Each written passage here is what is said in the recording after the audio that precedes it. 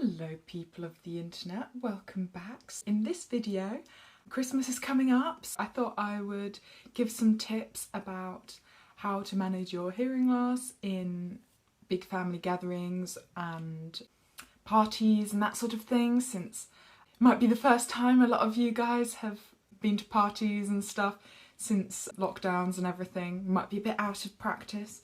Also, a lot of people's hearing has got worse in the last few years. Probably a lot of people are out of practice with dealing with these sorts of situations. I'm not saying that like I'm not. I'm not saying this like I know what I'm doing, but I'm not the only one that's completely out of practice. I've got my little tips. I'll get right into it. My first tip is whenever you're in a gathering or whatever, especially when it's people you don't know, and even when it's people that you do know, always tell people or remind people that you are deaf or hard of hearing so they don't forget. Especially if you, like me, speak as your main way of communication and you can hear some stuff. People often forget that you can't actually hear, so make sure you tell people or just remind people, because people will forget. Be confident to tell people when you actually can't hear stuff. My next tip is ask people to turn the music down.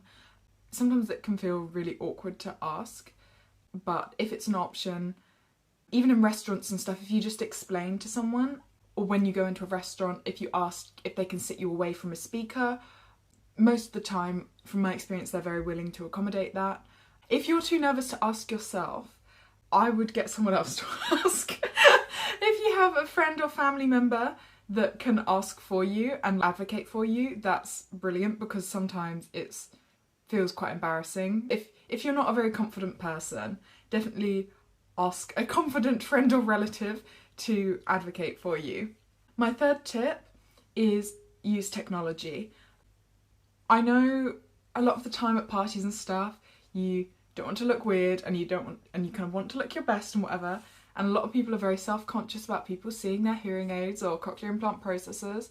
So a lot of people will be like, oh, I'll only wear one. Don't do that. A, literally nobody cares. No one's looking at your hearing aids. B, they don't look bad. They don't look that bad. You can get lickers and glittery stuff and Christmas them up if you want to. And C, it makes communication a lot easier when you're using the technology that you have already available to you and you use it for what it's designed for, to help you hear better. If you have a radio aid, such as the Phonak Roger On, which is the one I use and it's brilliant. If you have a radio aid or an Bluetooth external microphone, like the Cochlear mini microphone, use that to its advantage. I have a whole video about tips for using technology, and if you don't know how it works or you're a bit technophobic, make sure you practice with it beforehand, either with other people or if you don't have anyone you can practice that with. I would recommend trying it with the TV and radio on, so if you have two things making a sound, and try and work out how you can hear one and not the other, and how you can hear, and try and do it that way. That would be my tip for how to work out what you're doing with that. My fourth tip is to choose your angles and lighting and everything carefully. Not like you're being photographed, but like if you're sitting at a table, make sure you pick an area with good lighting where you can see as many people as possible. For me, I always try to go at the end, and if I can, have my right side with my cochlear implant facing towards the other people's. If there's a rectangle table, so there's a table like this, I would sit there or there. So I'm kind of at the end, so I can more easily look and see other people. If you're in the middle, I don't recommend sitting in the middle, because you'll end up constantly turning, trying to work out who's talking, and that does make things very difficult. I would also recommend having yourself a dedicated explainer / interpreter, depending on what you need. If you have a partner or a family member or something that you can dedicate, basically ask them specifically that when there are conversations and stuff, if you get lost, they know it's their job to explain it to you. So you can just ask them, and they are you're kind of dedicated person, so you're not constantly going to other people and asking them to explain and trying to find someone who will then forget. If they know that that's their job to explain stuff to you, they'll be more likely to do that. That's something I'd really recommend. They can also advocate for you and say, for example, no, don't sit there. He or she needs to sit there because that's the best place for them to sit with their hearing aids, and do that and have a dedicated specific person that it's their job. And obviously you don't have to, if you're going to a lot of Christmas things or whatever, you don't have to ask the same person every time, because you want them to be able to enjoy the party and whatever as well. You can, if you have a few different people that you could ask, you can switch it up, have different people as your dedicated explainer. Ideally someone that's easy for you to understand, who speaks clearly and is easy to lip read. That would be ideal. I would also recommend always carrying a notepad and a pen. While things like Google Live Transcribe, which is an app you can get on your phone that converts speech to text, work brilliantly when there's not a lot of background noise, they don't work if there's background noise, because they don't know whose voice to pick up.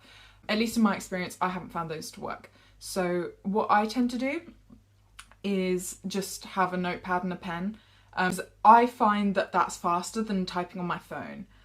So I will normally have a notepad and pen, and if I really can't understand what someone's saying, I'll get them to write that down.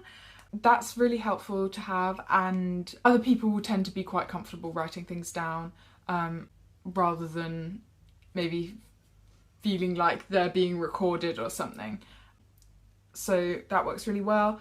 But also, in that same vein, I would recommend, this seems a bit off on a tangent, but this is actually really helpful. Try and keep your hands free as much as possible, because it's very, if you're holding a drink or something and then you can't understand what someone's saying and you want to try and hand them a notepad and they're holding a drink and you're trying to hand them a notepad and pen, then they're trying to find somewhere to put their drink down and you're like, I'll try and hold your drink while you take the... That's really annoying. If you make sure you're always near a surface to like put your drink down, and you can like stay in the same place and know to put your drink down, so that then if you need to hand someone your notepad or your radio aid or something, you can take their drink for them and hand them that, and they have their hands free then. That's why I recommend keeping your hands free as much as possible. Obviously, I'm not saying don't have any fun, because, you know, sometimes you need to hold stuff. But, you know, if you can keep your hands free, it's super helpful. If you're going to mostly be around your family, I would recommend trying to teach them some basic useful signs. If you know some sign language, or you use sign language as your only way of communicating and your family aren't great at it, make sure that they know some, if possible. Obviously that really depends on your family and how willing they are to try and learn, and also how quickly they pick it up. I'm someone that picks up languages quite quickly and easily. I often, like, my mum and I started learning British Sign Language at the same time, and I very quickly, not to like show off, but I am quite good at languages, not great at many other things, but that's something I'm pretty good at. I picked it up a lot faster. Don't hold it against your family members if they struggle to pick it up, but, you know, try and see what you can do around that, so they can maybe have a way of communicating with you if there's a lot of background noise or if it's dark. Thank you for watching. I will see you soon. Bye.